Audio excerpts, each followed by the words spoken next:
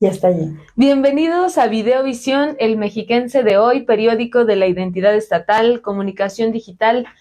Mi nombre es Claudia Vázquez y estás aquí en Las Chicas de Freud y ella es... Yo soy Wendy Sosa y estamos con este tema que es una fobia social, que se le llama también ansiedad social y que evidentemente es el miedo persistente a ser juzgado por otras personas o ser avergonzado en situaciones sociales. Sí, en el DSM-5, que es el Manual de Diagnóstico de Enfermedades Mentales, catalogan este trastorno como trastorno de ansiedad social o fobia social. Y dicen que es un trastorno, dice ahí que es un trastorno situacional, miedo o ansiedad intenso en una o más situaciones sociales en las que el individuo está expuesto al posible escrutinio o examen por parte de las demás personas. Sí.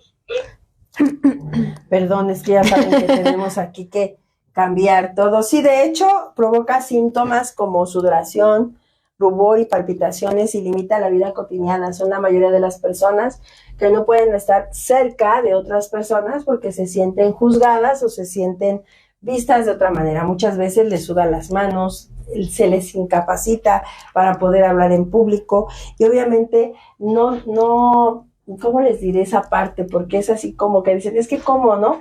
Pero a ellos les provoca una situación de desequilibrio el ser juzgado por otras personas, que otras personas puedan pensar mal de ellos en pos de lo que ellos están haciendo, leyendo, explicando, etcétera. Así es. Y bueno, en estas situaciones sociales son mantener una conversación, reunirse con personas extrañas, ser observado comiendo o bebiendo o actuar en público, hablar en público. Esto lo dice el DSM-5. De hecho, no solamente eso, sino también conocer a gente nueva. O sea, les provoca de verdad una ansiedad generalizada el conocer a gente nueva que pueda no ser de su agrado o ellos mismos no ser de su agrado, así como hablar en público o usar baños públicos. Eso está muy como, ¿cómo les diré? Eso creo que no nada más si tienes fobia social, yo creo que el hecho de usar un baño público te causa y te genera una inestabilidad emocional, al menos en mi caso. Sí, no me gusta usar baños públicos porque se cuentan muchas cosas, pero en el caso de ellos, de la gente que tiene fobia social, para ellos es totalmente desequilibrante usar un baño público. Sí, bueno, también por higiene comparto la idea de que no, no es muy recomendable. Sí. Bueno, y mencioné que el DSM-5 porque también hay un psicólogo que se llama Robert Neumann, que dice que el DSM-5 está equivocado y que en realidad no es un trastorno de ansiedad, sino es un trastorno del vínculo afectivo, porque en realidad no tienen miedo a las situaciones sociales, sino más bien a relacionarse con otras personas. Entonces, en realidad es un trastorno todavía mucho más profundo y penetrante que causa bastantes daños en cuestión social. Exactamente. Buenos días, Normita, hermana de mi corazón, ya nos está saludando. Buenos días, chicas de Freud. Esperando que este tema les sirva para entender a muchas de las personas que les cuesta trabajo enfrentar situaciones pues de alguna manera que es progresiva y controlada, pero que pues son situaciones temidas y que en determinado momento pues nosotros no podemos ni siquiera vislumbrar un poquito lo que para ellos es difícil. Para nosotros a lo mejor el entrar a un baño público o lavarte las manos en un lugar o hablar en público como lo estamos haciendo con lo de las chicas de Freud, para nosotros se nos hace de una manera muy ligera, ¿no? Algo muy de todos los días, algo que se puede así, pero realmente les digo algo, para esas personas que tienen fobia social o ansiedad social, les cuesta muchísimo trabajo relacionarse con otros y sobre todo tener esa seguridad para poder entenderse con otros que son nuevos, ¿no? Porque no sé si han ido a la calle y andan en un camión o una combi y hay personas que se ponen a platicar contigo, ¿no? Y qué padre, ¿no? Y suena bonito y estás ahí, pero para ellos eso les causa muchos nervios, sudoración y obviamente falta del aire, porque ellos no pueden relacionarse con alguien que no conocen. Sí, y además, bueno, Robert menciona que es un trastorno relacional, a diferencia que en el DSM-5 dice que es situacional, y si fuese situacional sería la mejor terapia la exposición, o sea que tengas que estarte exponiendo a situaciones sociales. Esa sería una de las formas de terapia para llevar a cabo en personas con fobia social, el exponerse. Aunque el exponerse, pues te expones, todo el mundo se tiene que exponer a un trabajo, a estudiar, te tienes que exponer no tanto porque quieras, sino porque lo tienes que hacer. Entonces, Robert dice que esta no es la mejor solución, que no es la mejor terapia, porque ahí no estás trabajando en profundidad con la problemática, ¿no? Con el trastorno. Lo ideal sería que empieces a ser tú mismo. Bueno, aquí, antes de seguir, vamos a saludar a Felipe Reynoso Capistrano. Hola, muy buenos días. Lo que debemos de hacer cuando nos sentamos en esa parte de la fobia social es practicar una respiración diafragmática o una meditación, entender que no nos debemos de centrar en el entorno, o sea, donde estamos, sino quitarnos esos temores que tenemos y ver hacia el interlocutor. Yo sé que es difícil porque era como lo decía mi compañera, ¿no? O sea, exponerte hacia los demás, aunque consistentemente es muy difícil cuando tienes este padecimiento. ¿Por qué? Porque el simple hecho de saberte en un lugar donde nadie te conoce y que vas a pensar que vas a ser juzgado, o el hecho de que a lo mejor vas a ser criticado, no salen las palabras de la boca, o sea, no puedes ni siquiera articular palabras. Ellos les cuesta mucho trabajo enfrentar situaciones temidas de forma controlada.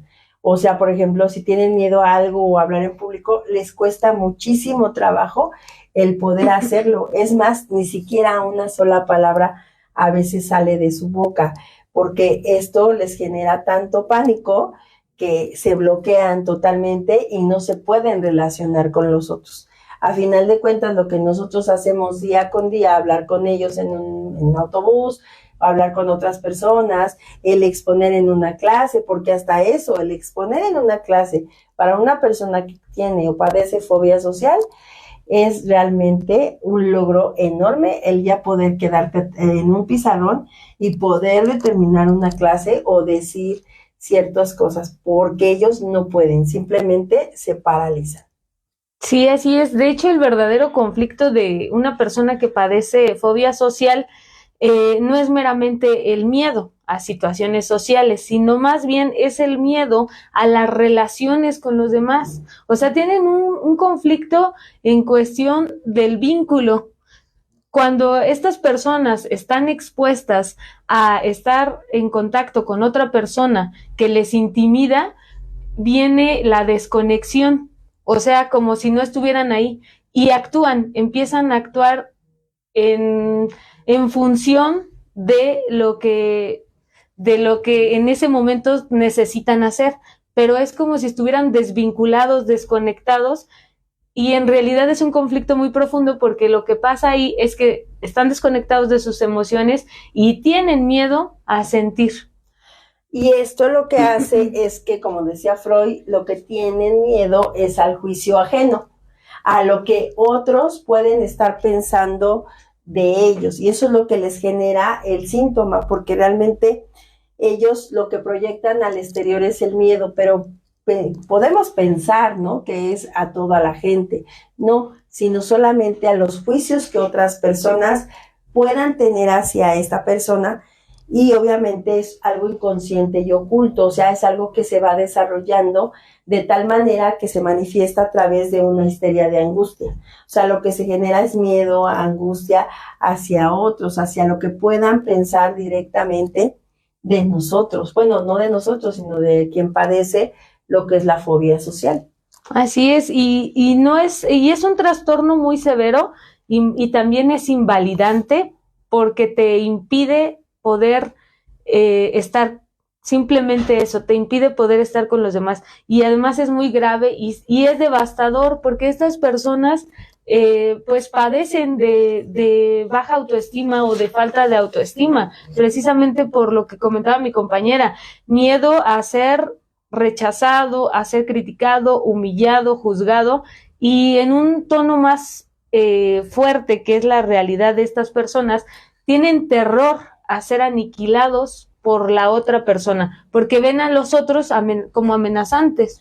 De hecho, lo que ellos intentan a toda costa es precisamente evitarla a la sociedad, porque a lo mejor es muy repetitivo esto que les estamos diciendo, pero es una realidad. Al final de cuentas, ellos lo que hacen es alejarse de las personas y no contando que a veces hasta de los mismos familiares, porque sienten ese dedo juzgador o el hecho de que lo estoy haciendo mal, el hecho de que estoy hablando mal, que ellos me están juzgando por mi forma de ser, por mi ropa, por lo que soy, ellos realmente tienen un amor propio muy bajo, derivado de una autoestima también muy limitada, en la que consideran que toda la gente, su mente, su mirada, su situación, está sobre ellos, ¿no? Para ver todas y cada una de las cosas que a ellos o les está limitando o les está causando un problema. Por eso les digo,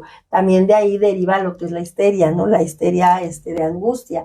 ¿Por qué? Porque están todo el tiempo pensando que ellos podrían ser, pues, el punto para que haya muchas críticas a su alrededor.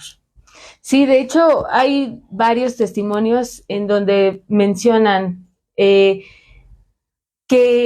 tienen miedo, tienen terror a que una persona en un acto de frialdad total me critique hasta destruirme socialmente. O sea, esas son las palabras. Y esa es la gravedad del trastorno, que este trastorno es una de las mayores causas de suicidio o de las más frecuentes causas de suicidio en personas con fobia social. Exactamente, el no ser aceptados o el ser aniquilados emocionalmente, creo que sí, Exacto, de sí. por sí el suicidio, y yo creo que en algún momento de los programas vamos a hablar lo que es el suicidio tal cual, porque son 10 segundos en los que tú te mantienes en una crisis existencial muy fuerte y muy dura, en la que en ese momento, si tú pasas esos 10 segundos, puedes dejar de decir, me voy a hacer algo, voy a intentar algo sobre mi vida. Esto lo que hace de alguna manera es que todo el conflicto existencial que tiene la persona lo aniquile por todo lo que él tiene en su cabeza, por todo lo que él imagina, porque si nosotros nos ponemos a pensar y vemos realmente es que el hombre o la mujer que padezca esto es lo que ella se está imaginando que los otros ven de ellos, ya sea de forma social, emocional, educativa, ¿no? ¿Cuántas veces hasta se imaginan dentro del salón de clases que se están burlando de ellos o que los están señalando o que están vituperiando y que al final de cuentas eso solamente está dentro de su cabeza, no en la realidad? Sí, así es. De hecho, estos miedos tan terribles van más allá de la ansiedad. Y este trastorno es más de un nivel patológico. El ser aniquilado, si el ser aniquilado se refiere a ser completamente apartado de un grupo social o a ser tratado con indiferencia, rechazo, desprecio, que vean, o sea, todas estas actitudes muchas personas las tienen hacia otros. Imagínense cómo se sienten las otras personas de ser completamente aniquiladas, rechazadas y apartadas de un grupo social, ¿no? Y el amor, ¿no? Porque ellos lo que tienen es precisamente el miedo a perder el amor, a ser desamparados por los demás, al ser no aceptados, ¿no? Por el entorno en el que están, porque sienten que todo el tiempo están siendo, o teniendo errores o situaciones que otros las ven mucho mayor. El amor que siempre ha sido hasta cierto punto clave en todas las relaciones sociales y humanas, en donde el querer que otros te den ese reconocimiento, esa caricia, y cuando hablo de la caricia no hablo precisamente de una caricia, sino de una caricia emocional. Ellos tienen pues muchísimo miedo a enfrentar todos esos deseos infantiles reprimidos, en donde el niño pues obviamente vivió heridas emocionales que cuando creció obviamente le hicieron e impidieron esa interacción social con los demás. Sí, dentro de los testimonios hay un joven que dijo, tantas veces he sentido el desprecio y el rechazo de los demás que ya ni siquiera me siento humano, que ya ni siquiera me siento como una persona. Ahí está la gravedad de cómo ciertos actos de indiferencia y rechazo pueden impactar directamente a un ser humano y no nada más desde niños, ¿no? O sea, desde niños, desde personas de color, personas homosexuales, mucho tipo de diferente, ¿no? Personas distintas viven este tipo de rechazos que, bueno, nosotros consideramos distintos porque tienen gustos, preferencias o hasta tono de piel distinto, ¿no? Pero que en realidad al final de cuentas, pues, somos seres humanos. ¿Cuántas veces, y yo creo que no vas a dejar mentir y la gente que no está viendo, vemos a una persona caminar por la calle y la ves muy arreglado, muy arreglada, una persona con todo el éxito del mundo y con un gran trabajo y con mucho dinero y con un carrazo y en la madrugada te dicen, ven porque se acaba de suicidar, ¿no? Uh-huh. Y nosotros decimos, ¿cómo es posible? Pues sí, lo mismo que está diciendo ese chico que dice nuestra compañera, ¿no? Dice, no me sentía persona, no me sentía aceptado y tal vez todo eso era pantalla para poder desarrollarse en una comunidad social y decir, me estoy integrando a algo que yo veo que no es parte de lo que soy yo. Y mucha gente ha llegado a tomar la decisión de quitarse la vida precisamente porque no está dentro y se siente como que todos son los jueces y son jueces de lo que él es, de lo que él hace o de lo que él proyecta. Y yo creo que esa parte es la que nosotros también, la sociedad, debemos de trabajar en pos de lo que decías. Si es un homosexual, si es una persona de color, si es una persona bajita, si es una persona que tiene enanismo, porque también cómo critican a esas personas, si es una persona que no tiene una oreja, si es una persona que no tiene la vista, y creo que muchas veces nos hemos vuelto tan severos en esa situación que lo único que hacemos es que el otro pierda su estabilidad emocional, su autoestima, y entonces quiera desaparecer del entorno que debería de acogerlo con amor para que tuviera las armas suficientes para vivir en esta situación. Sí, así es. De hecho, esta fobia llega a aniquilar completamente el sentido de pertenencia, de humanidad de una persona. Por ende, las personas con este trastorno difícilmente, como precisamente se podría comparar con un trastorno de disociación, no en cuestión de la personalidad, sino de desconexión del pensamiento. Están en piloto automático estas personas. En el momento que están con alguien teniendo una conversación o queriendo relacionarse en un trabajo, en una escuela, y lo que dice mi compañero es totalmente cierto, se convierten en actores, porque aparentemente te están escuchando, aparentemente hay una relación, pero en lo más profundo no hay nada. O sea, por ende, la empatía, la simpatía, la bondad son pues virtudes que no las pueden desarrollar a menos de que acudan a terapia, pero no las pueden desarrollar precisamente por eso, porque están desconectados.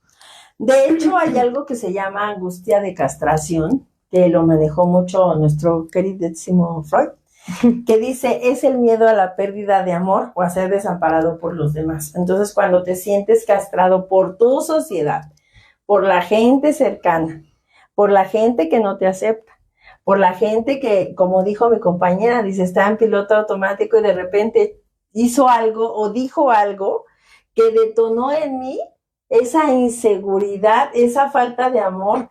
Y entonces, ¿qué es lo que sucede? Se manejan mandatos severos en tu interior y entonces cambia la forma de actuar de esas personas con fobia social. Entonces, hay que tener también mucho cuidado en cómo se dicen las cosas. Yo sé que todo el mundo dice que estamos ahorita en una sociedad de cristal porque pues en nuestra época pues hacían otro tipo de aseveraciones y no pasaba nada y la gente estaba muy bien. Pero si estamos en una sociedad donde tenemos que tener cuidado y tomar todo con pincitas y entonces utilizar un poquito más la empatía para hablarle al otro, entonces lo que debemos de hacer es nada más recurrir a esa parte, ¿no? Entonces, si yo sé que la otra persona no está recibiendo la información de la manera que yo la digo, entonces tendría que cambiar la forma en decírsela para que esa persona no se sienta ni mutilado, ni castrado, ni ofendido, ¿no? Es muy difícil, sobre todo cuando son personas como en el caso mío, yo soy una persona muy directa, entonces sí debemos de buscar muchas veces porque no toda la gente está en el mismo canal que nosotros y no toda la gente va a recibir esa parte como nosotros la recibimos, entonces sí necesitamos ser un poquito más empáticos. Sí, de hecho sí. Y les voy a poner un ejemplo. Cuando yo estoy en una situación social, no es mío, pero vamos a hablar en primera persona. Sí, para que sea más claro. Yo estoy con una persona, tengo que relacionarme, tengo que platicar con ella, inmediatamente comienzo a sentir la ansiedad y el miedo. Son tan intensos que de repente ocurre como un cortocircuito, o sea, un choque, y el acto instintivo de replegamiento, o sea, de disociación, se efectúa en ese momento, porque el cerebro está condicionado, está preparado para defenderse, para huir. Como estás viviendo esta situación como un peligro, aunque no sea cierto, no estamos diciendo, el cerebro no detecta si es real o no, sino simplemente tú lo vives como un peligro. Entonces lo vives como un peligro, miedo, viene el miedo, la ansiedad, pum, se desconecta y ahora lo que pasa es que yo actúo de forma automática y estoy actuando precisamente. Eso lo remarco mucho.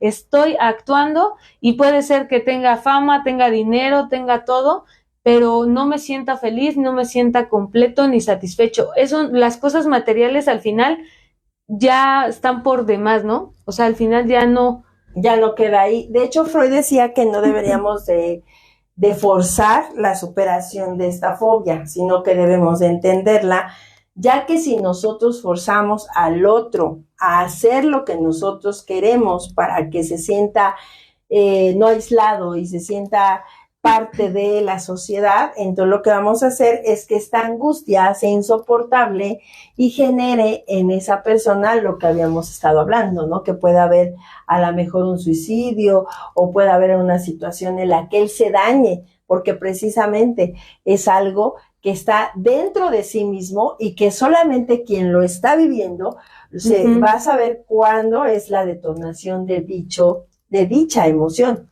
Entonces yo no puedo forzar a nadie, o sea, y esto se puede manifestar a través de una terapia cognitivo-conductual, que a final de cuentas nos va a ayudar para que él se pueda empezar a relacionar de manera más sana con los demás, ¿sí? Por ejemplo, hay algo que se llama glosofobia, y la glosofobia es el miedo a hablar en público, o hay también hasta llamar por teléfono. Hay gente que no te va a hablar por teléfono porque tiene miedo, y a lo mejor hasta el miedo de cómo te vas a comportar al contestarle. Entonces ya desde ahí, o qué tal si no me contesta, ¿no? O qué tal si me contesta mal, entonces mejor no llamo, ¿no? Sí, sí es cierto. De hecho, vean cómo se escucha diferente. Yo no puedo estar en situaciones sociales, yo no puedo hacer un vínculo real y afectivo con los demás. Se escucha muy diferente. No puedo, sí puedes estar en situaciones sociales. El problema, el conflicto real es que tú no puedes hacer, bueno, las personas que padecen esta fobia, es que no pueden hacer un vínculo real. O sea, no hay afecto, por eso les decía, no hay emociones. Estas personas en realidad lo que pasa es que no saben estar consigo mismos y por ende no están conectados ni con sus sentimientos ni con sus emociones y tienden a evitar sentir. Fíjate que algo que no nos hemos dado cuenta, o que a lo mejor sí nos hemos dado cuenta y lo pasamos y decimos, ay, qué gente tan payasa, ¿no? Una de las cosas en fobia social es comer. Hay muchas personas que no les gusta comer en público o que no les gusta comer con las demás personas. y dices, es que no quiero comer con las demás personas porque me da pena, ¿no? Así lo manifiesta la gente con fobia social, o sea, me da pena. O me da asco, ¿no? Ver comer a otras personas. En realidad no es ni asco ni pena, sino porque ellos no pueden entender la forma de comer con otros, así como de escribir o caminar. Hay gente que no puede ni siquiera escribir en un pizarrón o escribir en su cuaderno. Entonces, frente de otros, por ejemplo, es que sabes que escribe, pero ¿por qué? Y no puedo, y se paralizan. Es más, caminar. Sí. Pásate para allá. No, ¿cómo crees? Y se sientan. Esta es algo que se llama componente paranoide, que es una sensación en la que el entorno en el que nos desarrollamos, nuevamente el entorno es hostil, y los demás lo que hacen es retirarse de él o de ella en lugar de entender lo que está sucediendo. Entonces, si yo veo que una persona no quiere pararse y caminar frente de mí, no obligo a esa situación. O no quiere comer, él se va a ir a comer allá. Dejemos que esa persona manifiesta esa emoción o esa situación de la manera que él requiere en ese momento. Porque no podemos obligar o hacer que el otro haga lo que nosotros queramos en función de nuestra necesidad, porque el que está padeciendo o el que está pidiendo la ayuda a gritos es quien la está pidiendo. Entonces, recuerden, si vemos una persona que esté cerca de nosotros, en donde no pueda comer, en donde no pueda escribir, en donde no pueda caminar, en donde todo ese tipo de cosas, entonces tenemos que ver una alerta y una alarmita ahí, y si está cerca de nosotros, porque sea un familiar, porque también se puede dar con un familiar, con un hijo, con un primo, lo más importante es tomar terapia. No es algo chistoso, no es una situación en la que va a pasar mañana, porque esto con el paso del tiempo, como hay una desconexión social, esto se va haciendo aún mayor. Así es, y de hecho las causas de esta fobia es precisamente los traumas y el estrés en la infancia. El niño que no es cuidado, que es sobreprotegido, que es tratado con frialdad.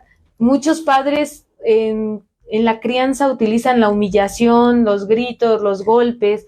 Todo este tipo de situaciones va a ser un factor sumamente importante para que alguien desarrolle la fobia social, porque el primer vínculo que tenemos en nuestras vidas es con nuestros padres.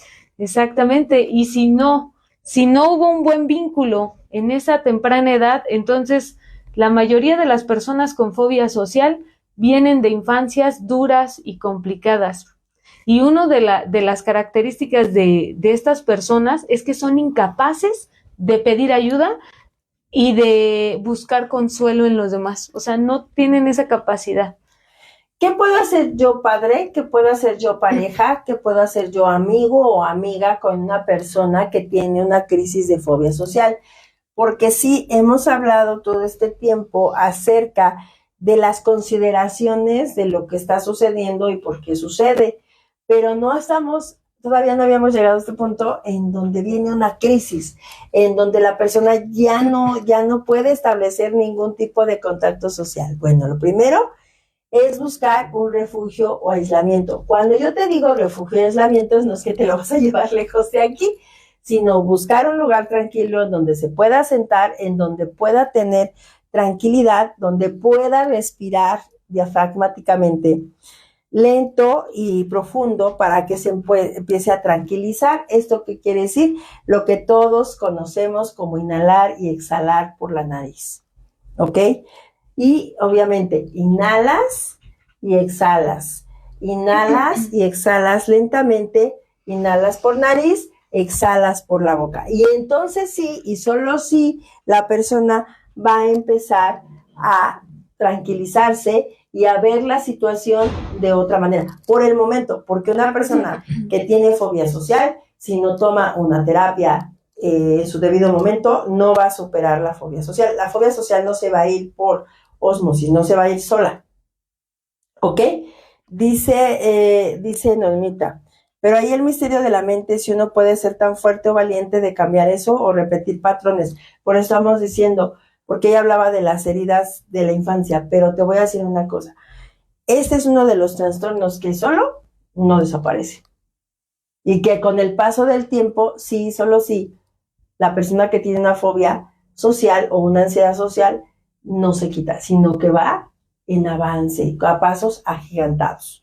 Entonces, no es así como tan fácil, ¿no? Mañana me quito esa botarga de fóbico social y voy a salir a mi vida. No, tenemos que tomar cartas en el asunto. Sí, es cierto. Y además, bueno, la problemática se presenta. Para empezar, esta persona no tiene autoestima. Desde la infancia tiene episodios traumáticos, ¿no? Conflictos en la familia. No existe un vínculo. ¿Qué es un vínculo? Pues la seguridad, el afecto en cuestión familiar con sus padres, con sus progenitores o cuidadores. Para empezar, no hay ese vínculo. Eso ya es muy fuerte. Y luego, en la escuela o en cierta situación viene una experiencia traumática. Ahí es donde viene la situación. No sé, se puso de pie, estaba exponiendo y se le salió un moco, todos empezaron a reír. Se chupa el dedo y le dicen el chupadedos, ¿no? O sea, hubo una experiencia traumática que detonó en una posterior fobia social a después de esa situación. Pero primero nunca hubo el vínculo, no hubo la seguridad ni la confianza en tu hogar. No hubo eso primero, de inicio. Pues sí, porque debemos de entender que cuando hablamos de algo que se llama fobia social, estamos hablando del miedo a tu sociedad, a tu entorno, a las personas que están contigo, a las personas que se desarrollan contigo. Y como dijo, y sí es cierto, ¿no? Se te sale un moco y se empiezan a burlar, como ahí me dio mucha risa esa cosa que dijiste, y muchas otras, ¿no? O sea, y que hacen que tú veas que la gente, y a lo mejor se oye así medio coloquial, pero dice que la gente es mala. Y entonces, ¿qué dice? Es que toda la gente es mala, se burla de mí. Entonces, como no lo hablas, porque también llegas a una casa, a un entorno familiar donde no se hablan las cosas, donde no se platica, donde no hay alguien que te diga, no estás solo, esta parte, ¿qué te pasó en el día? Es tan importante llegar, que un niño llegue, una persona llegue de su trabajo, que llegue de su escuela, que se sienten a lo mejor en el seno familiar y comiendo algo rico o comiendo la comida del día y decir, ¿cómo te fue? ¿Cómo te sentiste hoy? ¿Cómo te trataron? Y sin embargo, todos comen con el celular en la mano y nadie se enteró de que aquel chico fue burlado, vituperiado y que eso le generó una herida en su corazón, en su alma y en su mente, y que entonces empezó a generar una fobia hacia la sociedad que lo estuvo, pues de alguna manera, acogiendo, ¿no? Y que se da cuenta que aunque era el salón de clases, todos los compañeros eran súper burlones, ¿no? O que le hicieron bullying y que lo dejaron en estado de indefensión. Porque al final de cuentas, cuando tú te paras y nadie te hace caso, y están hablando, y están oyendo, y están cantando, y están haciendo chistes de ti, pues no toda la gente va a verlo de la misma manera. Sí. Hay gente que le va a afectar lo doble y va a generar esto, ¿no? Y entonces va a decir, es que toda la sociedad es mala. Y entonces, cada vez que se me salga un moco, voy a recordar que se burlaron de mí, ¿no? Sí, no, y además, bueno, a veces pensamos que la sobreprotección es amor, ¿no? Que el hacerle todo a nuestros hijos, solucionarles la vida, es el amor. Hay una chica que dice, mi mamá me sobreprotegía mucho, siempre no me permitió, ¿no? Hacer las cosas por mí, porque ella decía que me tenía que cuidar, porque cómo se siente alguien que está sobreprotegido, inútil, incapaz, inseguro, ¿no? Y que le hizo una maqueta muy bonita y que la maestra cuando lleva la maqueta le dice, qué bonita maqueta, la hizo tu mamá. Y todos empezaron a reír, o sea, imagínense, eso así, ¿no? Parece una minucia, y todos empezaron a reír, y de ahí ella ya no volvió a presentar un trabajo en público, o sea, en la escuela, los trabajos que llevaba, y se sintió muy humillada y avergonzada de eso. pero, o sea, el simple hecho de que tú le digas a tu hijo, yo lo hago, pues si él tiene las capacidades, no está, aunque tuviera alguna discapacidad, no importa, porque también a veces nos encargamos de hacer hijos inútiles y muy inseguros, ¿no? Pues es que era lo que hablamos hace rato con Freud, o sea, esa parte castrante, ¿no? Hay madres castrantes, de verdad, y te voy a decir una cosa, el hecho que no tengamos hijos no quiere decir que no sepamos lo que es tener un hijo, cómo educarlo, porque precisamente nosotros en terapia estamos preparados para saber cuáles son las necesidades de los hijos. ¿Por qué hago ese paréntesis? Porque muchas personas en terapia piensan que porque el psicólogo, la psicóloga no tiene hijos o la terapeuta no tiene hijos, no me puede entender. Sí te puedo entender porque básicamente el entorno familiar funciona de una forma, de un sistema, y que es el apoyo, la comprensión, el ayudar, pero no el resolverte todas y cada una de las cosas que tú tienes que hacer, porque entonces no te estoy dando las herramientas necesarias para que salgas a la vida y te enfrentes con todo ese cúmulo de personas que se van a burlar de ti, porque vamos a ser honestos, si se llega el momento en el que estás en la escuela, por lo regular es en la secundaria, y los chicos empiezan a burlarse que porque tiene unos granitos, que porque no se hizo de la pipí, o por cualquier cosa que en eso se manifieste, se burlan. Entonces, si yo no hago un hijo fuerte, ¿qué va a suceder? No va a tener las herramientas para defenderse, y entonces sí, solo sí, va a empezar a tener esto que estamos viviendo. Así es. ¿No? Porque no tiene la fuerza. Y la fuerza emocional, estamos hablando de emociones, de cómo voy a traspasar ese hilo delgado en el que se burlaron de mí y lo voy a pasar al otro capítulo y no me va a importar y me voy a burlar de mí mismo y voy a decir, sí, a lo mejor lo hizo mi mamá y lo hizo súper padre, pero pues para la otra yo lo voy a intentar hacer.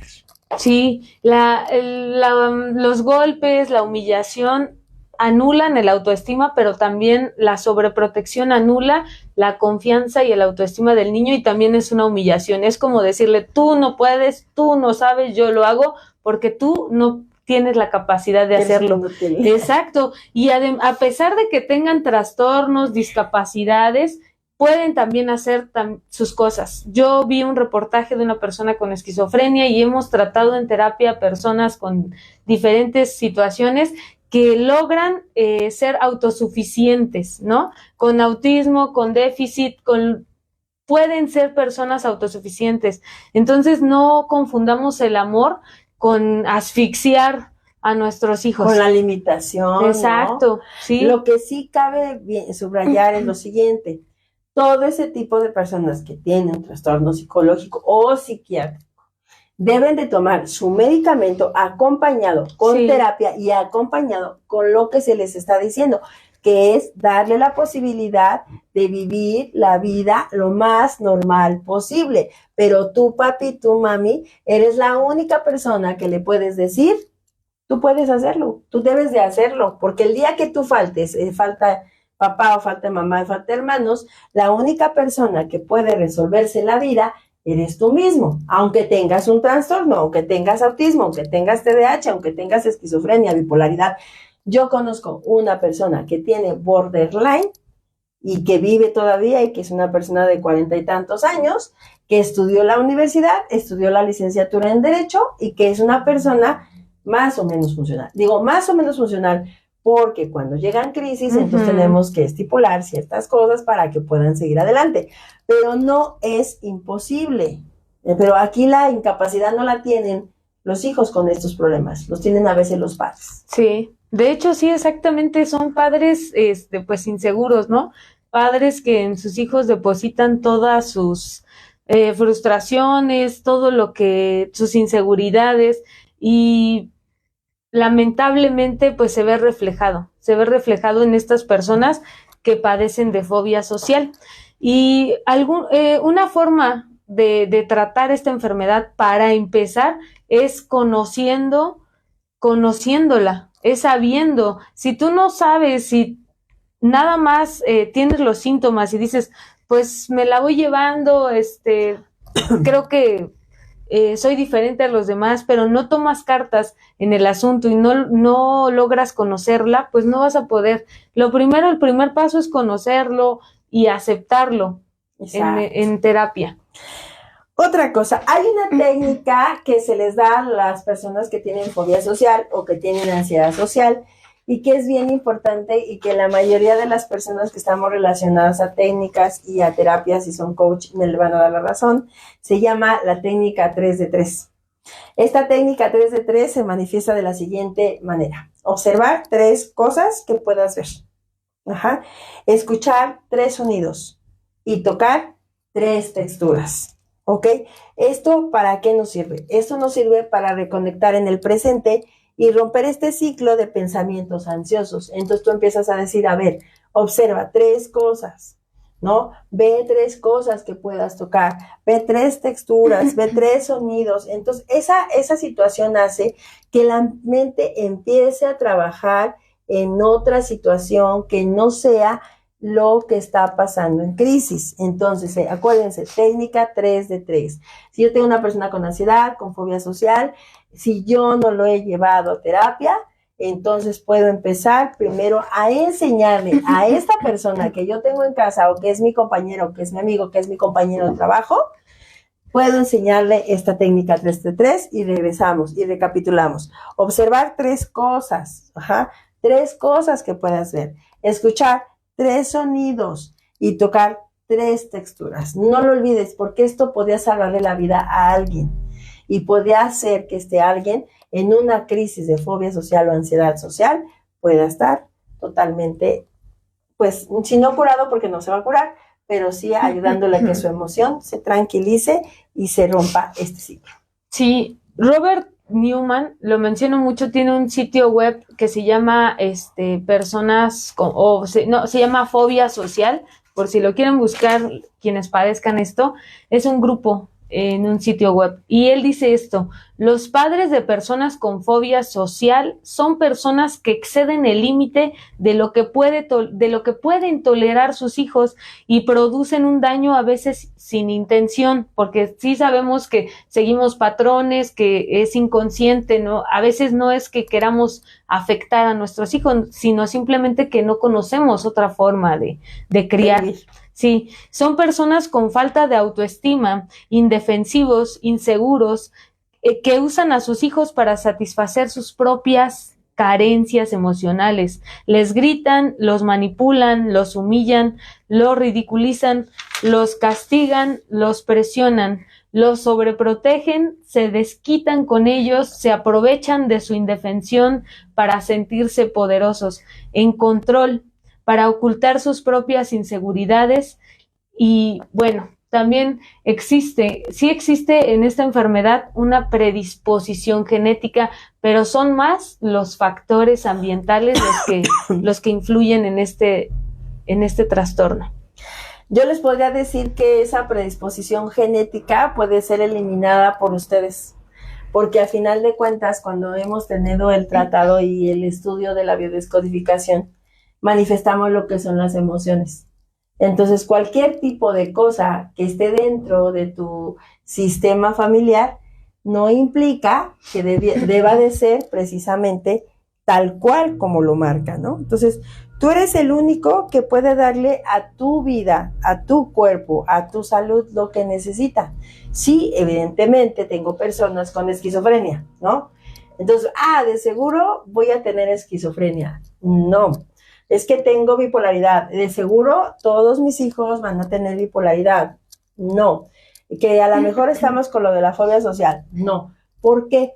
Porque les voy a decir una cosa. El contexto general en el cual tú puedes hacer que tu mente y tu cuerpo funcione como tú quieres que funcione son tus emociones, es tu mente.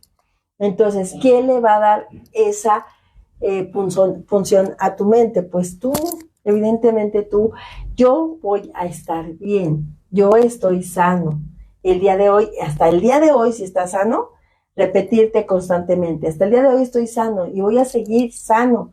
Y voy a ver, y voy a hablar, y voy a decir, y voy a practicar ciertas cosas que dejen que se libere esa emoción que puede enfermar mi cuerpo. Y así como practicar y repetirse frases tranquilizadoras hace que esto pase. Así que, aunque nosotros lo manifestemos y aunque se diga Y aunque esté escrito, acuérdense que todo puede ser de un cuerpo a otro muy distinto, muy diferente, porque todo está aquí, en la mente. Así es, y genética no es destino, al final somos individuos, ¿no?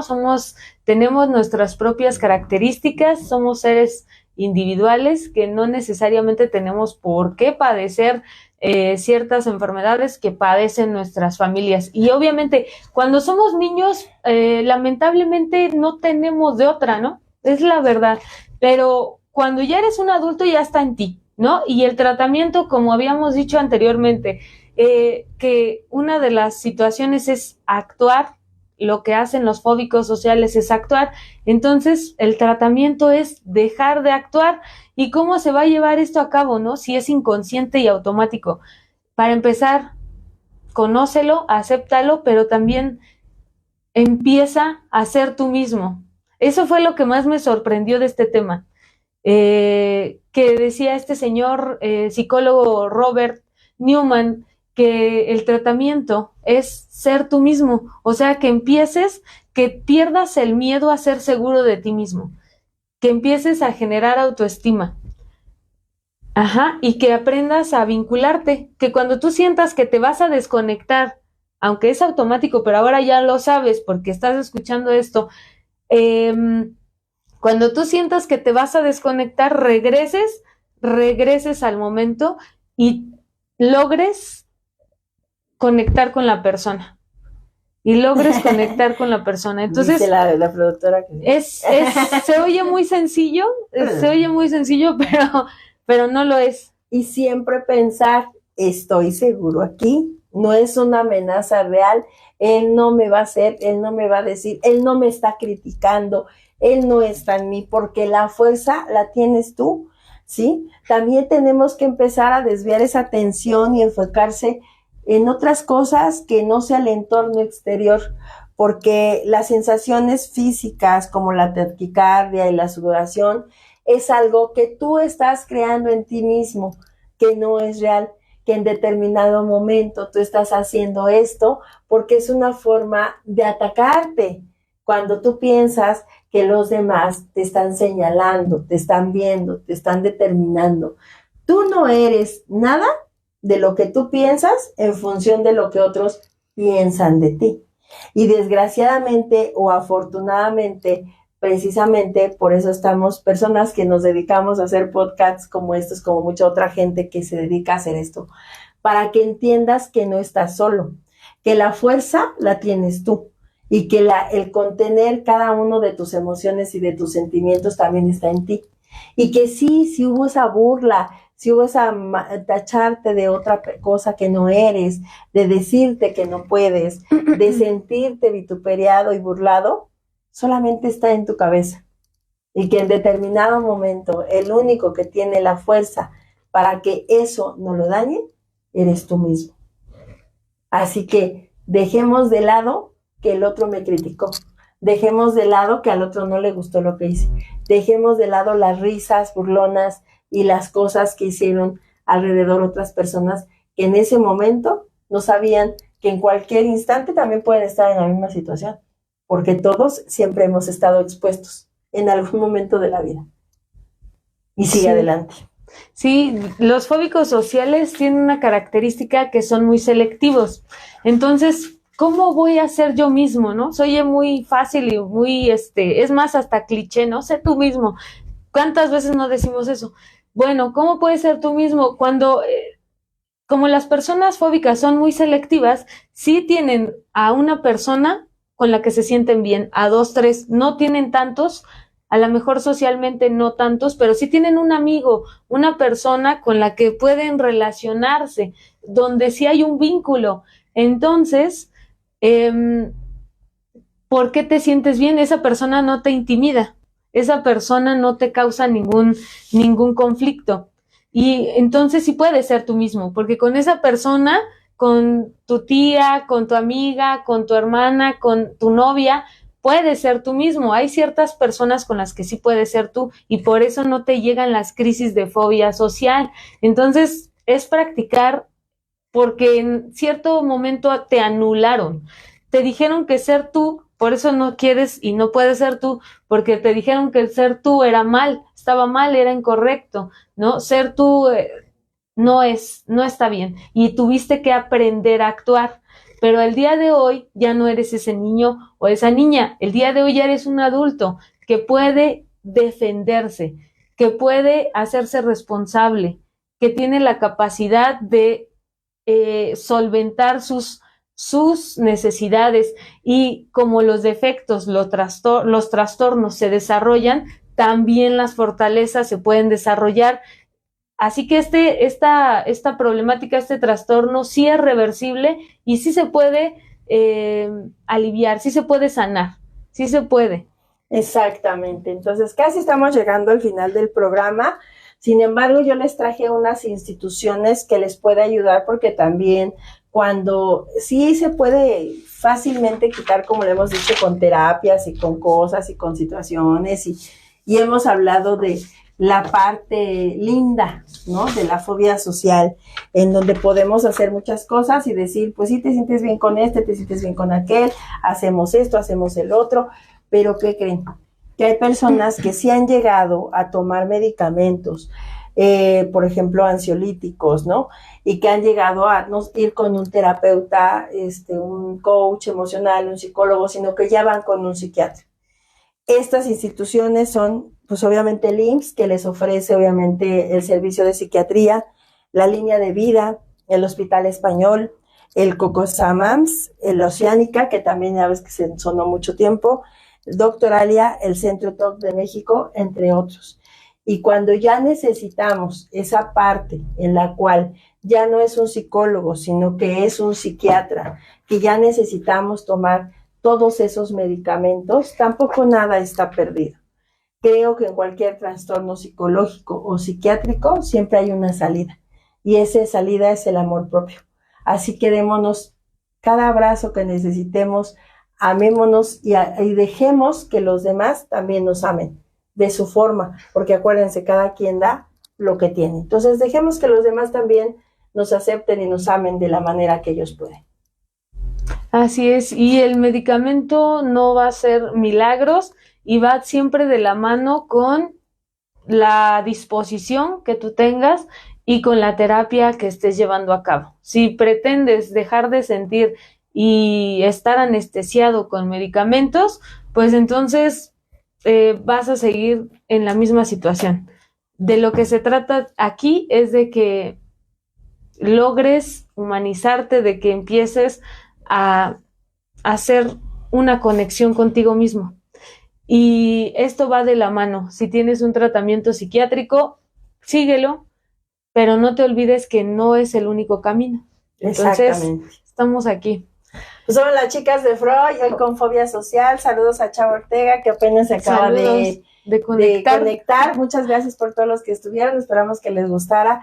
Y sobre todo este tema lo elegimos como fobia social porque lo estamos pasando mucho en este tiempo, en este momento en el que cada quien vive por sí solo y por sí mismo y dice, no pasa nada. Somos las chicas de Freud. Mi nombre es Claudia Vázquez y ella es Wendy Sosa. Hasta la próxima.